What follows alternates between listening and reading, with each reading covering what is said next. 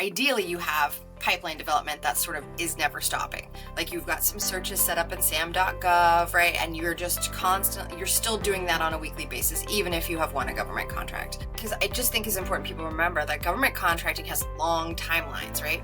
Plan now so you don't have a revenue gap. Sometimes it can take, even if you win, like if there's a protest and, this and that happens, right? You could have 6 months. I've seen a year from submission to award, right?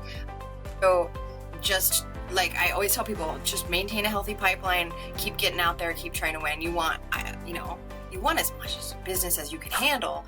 Welcome back, everybody. I'm here with Sarah again at SAS-GPS. And in this video, we're going to be talking about what do you do after you win your first contract or a government contract, right?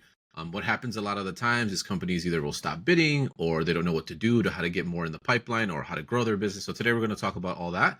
And we're excited to see where the conversation goes. Hi, Sarah. Good to see you. Hey, well, how are you doing today? We're doing good, my friend. We're doing good. So obviously winning a government contract is exciting, right? Whether it be the first time or, this is your 5th or 20th contract, it's always fun to win, right? After you've won, let's go back a little bit and just talk about like the first government contract that a company wins, right? They've won their first contract. Should we focus on the execution first? Should we go after more work? What do you recommend companies do? That's a really good question. I get a lot of people who, one of two things, and there's only one right answer and there's two wrong answers, right? Yep. The first wrong answer is just focus on execution. Obviously you should execute, right? But you can't just focus on execution. The second wrong answer is to just focus on your pipeline and not execute well. That's the kiss of death. That might be the worst answer. And it does happen sometimes. But the right answer is that you should be doing both. Execution is critical. You have to perform well on this contract. Like that should be your main focus, truly. But you can't stop pursuing new work either. Waiting until this contract feels good and like you feel it's all settled and maybe it's starting to wind down. Then how long is it going to take you to win your next contract? Is it going to take you a year, right? Has that contract ended and then you don't have a stream of revenue? Have you lost ground? You don't want that to happen. So maybe take a breath, get your ducks in a row, for a couple of weeks and then start, back on pursuing new contracts. Ideally, you have pipeline development that sort of is never stopping. Like you've got some searches set up in sam.gov, right? And you're just you're still doing that on a weekly basis, even if you have won a government contract. Because I just think it's important people remember that government contracting has long timelines, right? Plan now so you don't have a revenue gap. Sometimes it can take, even if you win, like if there's a protest and, this and that happens, right? You could have 6 months. I've seen a year from submission to award, right? So just like I always tell people, just maintain a healthy pipeline, keep getting out there, keep trying to win. You want as much business as you can handle. And if you can allocate your resources appropriately and get more resources, like you just keep winning and growing. That's kind of cool. No, for sure, 100%, right? So do you think it's too aggressive for a company to just go after like contracts even before the first contract they've won, hasn't been done? Or is it like we should prove ourselves first before we go after more contracts? Or how do you guys recommend companies go about doing that? No. Yeah, no, you're proving yourself every day that you're performing the contract. The fact that you still have, if you weren't, right, they'd cancel your contract. Like you can't fail, right? So winning a contract shows that you can meet federal standards. Keeping that contract shows that you're doing, a good enough job. So keep that momentum going.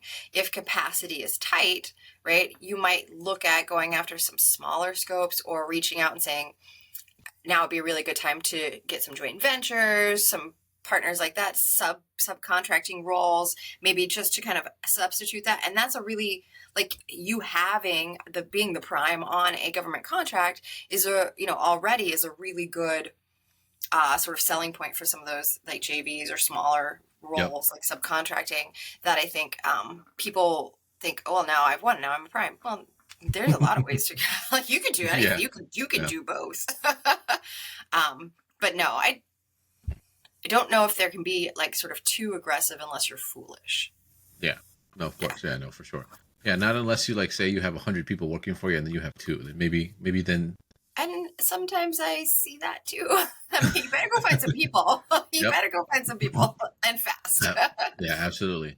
Okay, so then I guess like the most logical way of thinking is okay. So I want to go after more contracts. I'm like I'm killing it right now with the contract that I have. I want to do better. Do I go after the same contracts? Do I go after other contracts? What is the recommendation there? Yeah, there are different opinions on that. A lot of people are like, well, we've got an IT contract. Now I want to go get a construction contract. Now I want to go get this. Like, as though that's going to give you some kind of safety net or something. I'm not sure. Sure. I haven't had a conversation with someone where I actually really dug deep with them on why they thought that was their strategy. But we generally say, and I've seen it work, right? Stay in your lane, build depth, right? Like, start with projects that have similar size and scopes to what you have already done. They will be easier to win, right? And you can do them. And then you become like an expert. Like, most government contracts ask you for 3 to 5 projects of similar size and scope in that particular industry, right? So, like, one here and one there, you're not building yourself like a strong foundation to win more, at least at the federal level government Yeah. contracts, right? So if your Hmm. goal is federal government contracting, you need to stay in your similar lane, until you've just really nailed it. Like, let's say 5, right? And if you've got 5, then maybe you start Yeah. looking at expanding like more horizontally, right? Yeah. Um, No, for sure.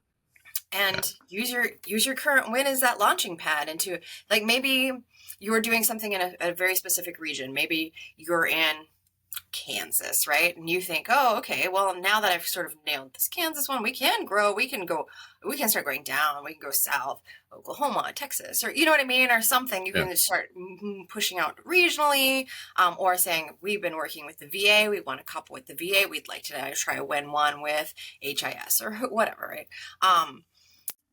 But I also think you will see that if you continue the same similar size and scope, your proposals will get easier. Like, Yep. you will understand your compliance better. You'll price stronger. You're going to have those CPARs that support. So yes, that's my recommendation. Like, Yep. yeah. Yeah. And if you work with us, it's going to be less expensive too, because now we have the documentation from the previous project Yeah, that you. especially if you're saying really similar, people like I normally say after about 3, we see a 40 to 50% reduction in hours that it takes to write them, because Yeah. we've kind of got the base. We don't use like templates or boilerplates, because everything, if you want to win, should be done, kind of bespoke. Like, you should be specific about this contract. What's the risks that they're looking for? You should address all of that, but you don't necessarily have to redo everything. Like, we don't have to Yeah. dig back into that PWS for this one project and understand what it was that you were doing. We've already done that, right? So. Yeah, no, for sure, 100%. Alrighty, so then we're going to talk about your favorite thing, which is documentation, right? Which is one, Okay. this is an important I thing, do right? love documents. Right. So, like, what would be like internally, right? What should a company be doing to prepare itself to go after that next contract? Okay. Start institutionalizing your processes. That's a big one, I think. Like, how do you do Q&A? How do you do invoices? How do you do reporting? How are you doing your compliance checks, right? And then be writing those down as like a standard work product, right? Like if you lost the person doing, let's just say, your invoicing, when you hire somebody else, how do they know what to do, right? Like, hopefully you have like almost like a manual of like how that thing is done, right? Mhm. And if you have that for all of the processes that you have, then one, I don't know, you're just functionally better as a company, because you can, like, people become a little bit more replaceable. People know what to do. They don't have to ask as many questions of each other, right? They're just, Yep. but also you can give that to your proposal writing team, and we can just write your proposal. Like, we already know what your operating procedures are, right? So you should Yep. put your standard operating procedures down on paper. Also build a performance file, right? Like, this is the contract. Here are all the metrics that we're tracking, all the KPIs, right? Here are our references for that. Here's our contract for that. Here's our list of deliverables and when we delivered them and how many of them were on time or early or late, right? Track those kind of things. That will prepare your team also to be audit ready should something happen, right? Let's hope that you're not, but you're doing government contracting, so your project might get audited.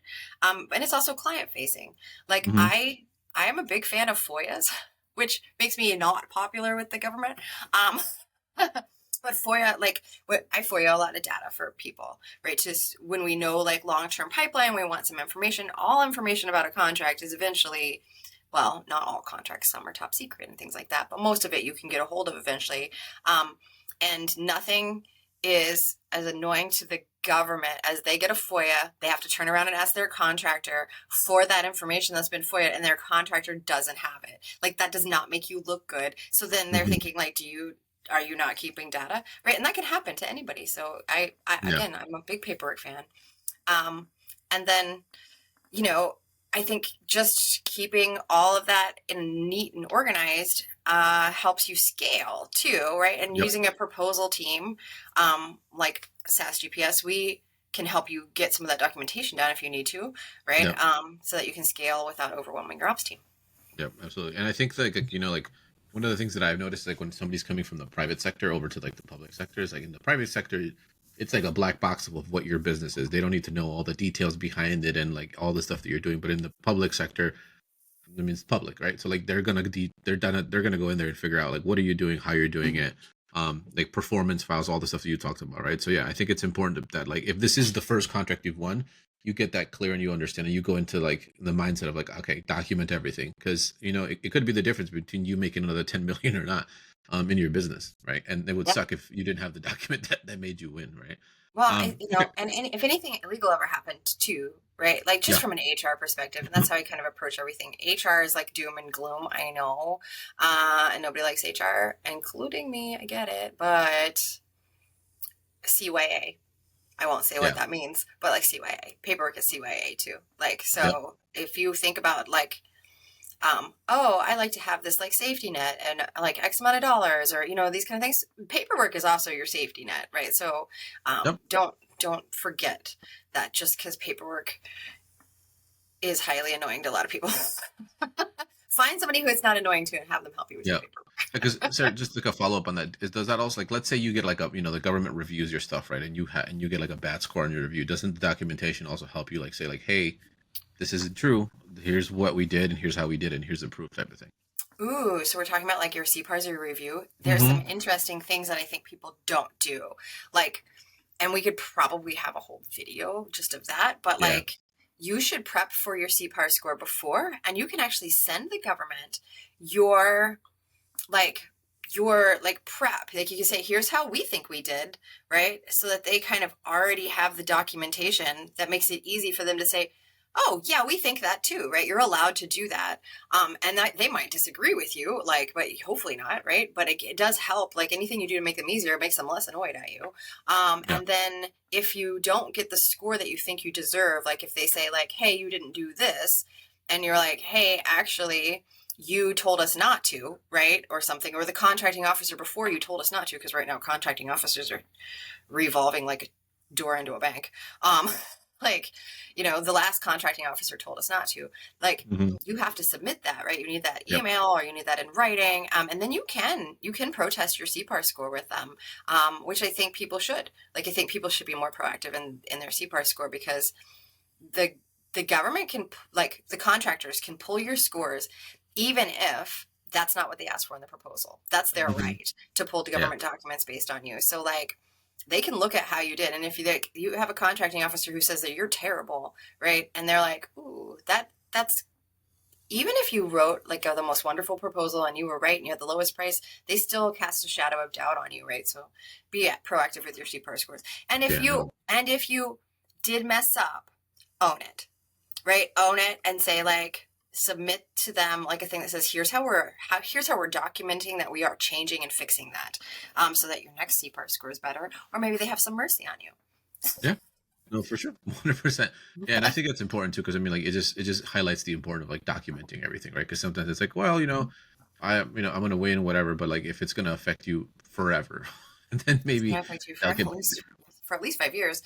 And if you don't think it happens, then you'd be wrong. Like we have a person here who that's what they do. So we offer a service at SAS-GPS that just helps you like get better CPAR scores or argue them or whatever. And that person has a full-time job, right? And that's not because these things don't happen. It's because they do. Yeah. So you want to be prepared for sure. So I guess the next question is kind of more on like the strategy side, right? So like in your recommendation and what you guys have done, with all the contracts you guys have won, right? 45 billion to date. Yay. Should we pursue, right, the same agency or go to different ones? How does that play out? I think you kind of should do both, but like with intention. The same agency, you're going to have easier access. You're going to have more familiarity with the COR, more wins. So you might get more wins. Yep. And you just kind of get in a groove, right? We see this a lot. I see this a lot with our clients that work primarily with the VA or the Army Corps of Engineers, right? Because they have those organizations, and a lot of them do have a really standard process, right? For solicitation, for like how they ask for things and how they expect things to be documented. And you just kind of get familiar with that. So it's like kind of like its own language, and you get good at speaking it, Yep. right? But when you work with new agencies, you get a much broader past performance, and you're going to get more growth, right? Like you're going to have more opportunities. And, just total side note, but like if you were primarily working with, like, let's say NOAA right now, you'd be really glad that you had other agencies under you because they cut so much of their funding, right? Yep. So political turmoil can affect government contracting. And I think spreading work over agencies does make for some safety, right? Yep. No, Um, 100%. and then use your wins as that trust sort of signal of trust to break into those new agencies. So kind of do both. Like, yeah, scale both ways. Win them Yep. all. Yep. Always diversify for sure, right? If your company can handle it, then diversify, right? Because I Yep. mean that's kind of the thing here is we don't want to be bad at a project and then never be called back again. Okay, so then I guess the $1 million question here, or actually the $1 billion question, because some of these contracts are of that size, right? Is what's the ideal number of proposals a company should be going after every month?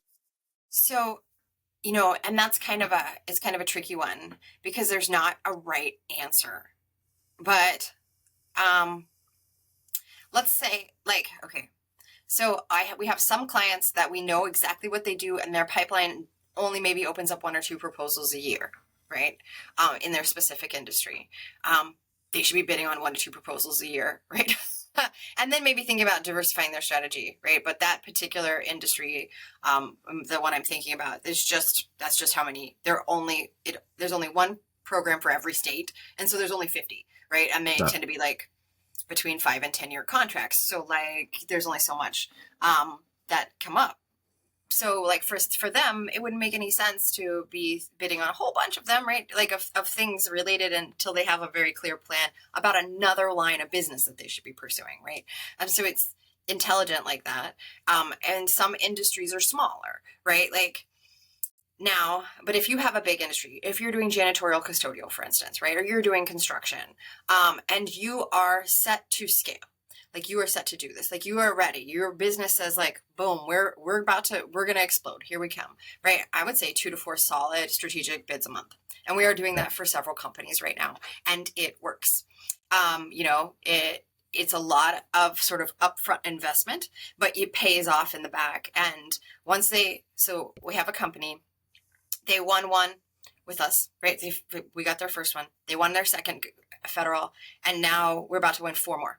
Like, right? And we've been doing 4 a month for about 3 months now. Like, so Yeah. they kind of won, two, got their sea legs under them, and they're like, we're gonna go for this, right? And it works. We've taken several companies from being basically startups all the way to being phasing out of the small business, right? Going from being like a small business, and finally like being like, man, we got this good, and then being like, wow, we won so much that now we have to redo how we do things because now we're going to be a large business, and we're about to Yep. be way more, the competition is going to be way fiercer.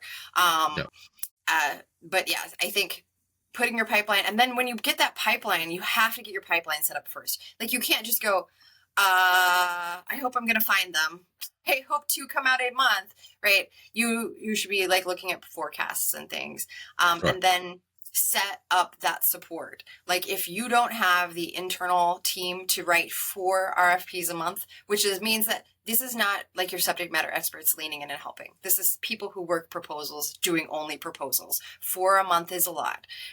Then you need to reach out and get help with someone like us, or some sort of subcontractor or a partner to work with you, who can learn your business, basically become one with you and get these things done and get them done well, because it doesn't Yeah. matter if you do 4 a month if they're bad. Yep. That's Like, true. Yep. mm-hmm. Yeah. And I think that's So I think for like people's like investment in like time and money, it's good for them to realize like if you, because like again, we've reiterated this point in every video we've ever made, right? Which is the quick win scenario where you basically are nothing and then you have a $10 million contract that you win in a month does not happen, right? So just to like, I just want people to realize like, and like business owners listening, like it does take investment and also obviously money, right? To get to the point yes. where you're a large business, right? Yeah. And Uh, so like it takes planning, right? So I had a client this week who really were struggling to win with their previous proposal companies. And it's a industry we do a lot of work in, and they came in and we gave them a bid price, and they said, oh, that's way, we want to do like 2 or 4 of these a month, and we don't have the money for that. We only paid like 3,000 for our other submissions. And I'm like, yeah, but you lost. Like, and that's why you lost. Like that, for the kind of submissions that they're doing, they're not paying their like for an entire proposal would take, nobody in my company gets paid that little on their base salary, right? Like yeah. per hour. Like it's like we have trusted good people who know what they're doing, and that's why we have like a really solid win rate, right? Yep. And unfortunately, like expertise comes, you have to pay for it. Like you're not going to get somebody who's willing to work for $20 an hour to write proposals. They're not going to be good, because somebody who writes proposals is much more expensive than that. So you Yeah. just need to plan for that instead of being surprised by it. Like Yeah. don't build your pipeline and think you're going to do these things and then not have realized how much that they cost. And we're always happy to like look at one and give you an estimate. We're well in line with industry standards of pricing and hours with the other types of companies who do what we do well, right? Not somebody that you found on, where do you go find people nowadays? Fiverr, Craigslist. I don't know where these Fiverr, people come. yeah, like Facebook, like, Yeah. right? Yeah. And I think it's just also like it's a basic business, economics, right? Like if you're planning to win a $500,000 to $1 million contract and all you want to spend is $3,000 to have that ROI, I Well, don't know about that. and I do understand for some of these people, they don't really, like some companies, they don't really know how to write a contract, but what they're looking at maybe has a $200,000 win, and it does hurt to think that I'm going to spend 10 grand on something I'm only going to win 200,000 on.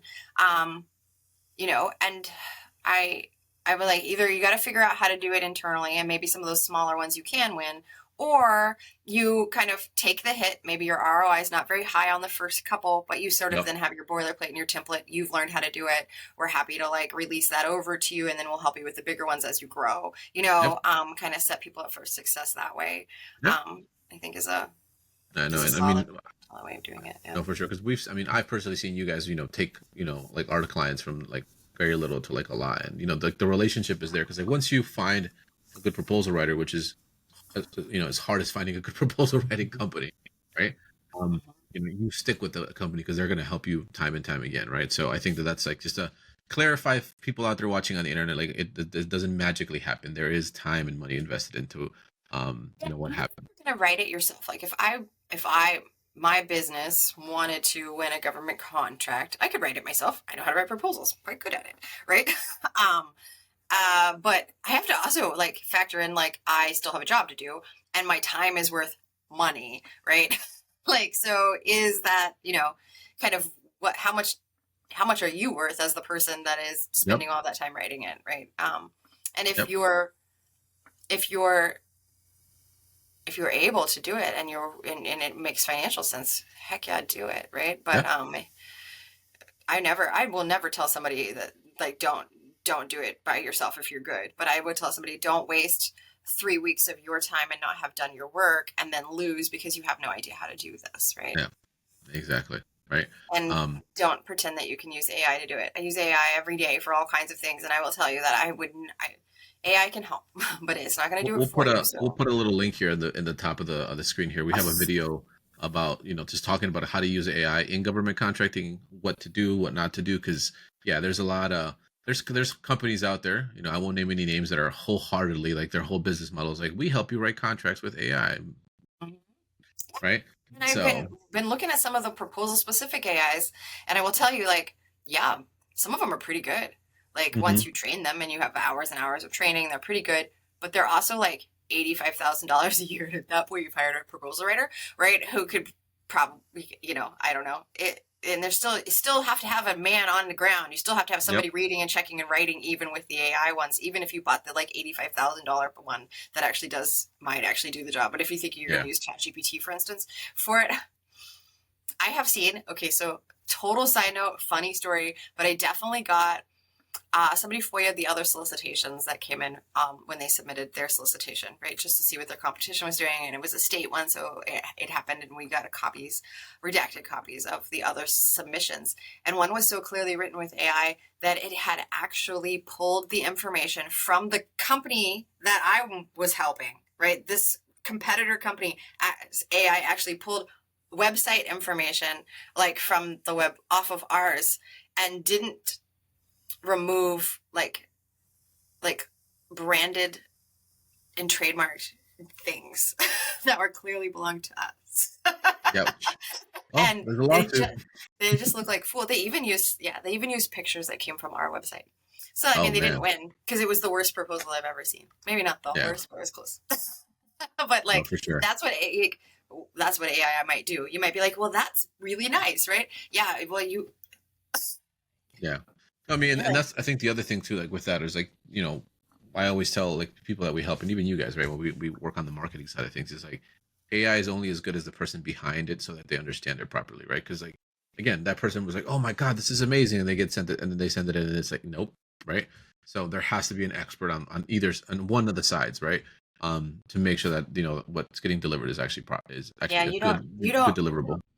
spend your time getting the solicitation officers or people who get a hold of your proposal later Yeah, a good no, thing to not at laugh all. about, unless you just want to keep me Yeah, unless you're like amused. wasting your time, which is what they're doing. Yep, 100%. All right, my friend. So I think this is a good, like a good concise video, like helping people understand, like what to do after you win, what should you do to keep winning, right? And how SAS-GPS can help you guys. If you guys like the video, please subscribe. We put out videos every single week that talks about all sorts of different topics related to government contracting. We're going to be going even harder, throughout the year, just making sure that you guys are aware of, how we can help you. Sarah obviously leads the team. She's the director of business development, helps companies win time and time again. Sarah, is there anything you want to leave people, just watching the end of the video here, in regards to what we've talked about today? Um, okay, sure. Some final takeaways.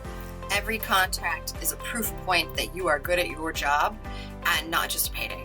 So build off of those proof points and build your systems, collect your data, nurture relationships, move fast after that win. Momentum is power. And remember, the government does have trillions of dollars to spend. That keeps our economy going. But only a few firms are going to win them repeatedly. Be one. Yep, Be one. absolutely. Awesome. All right. Well, Sarah, thank you for your time, and we'll catch you in the next video.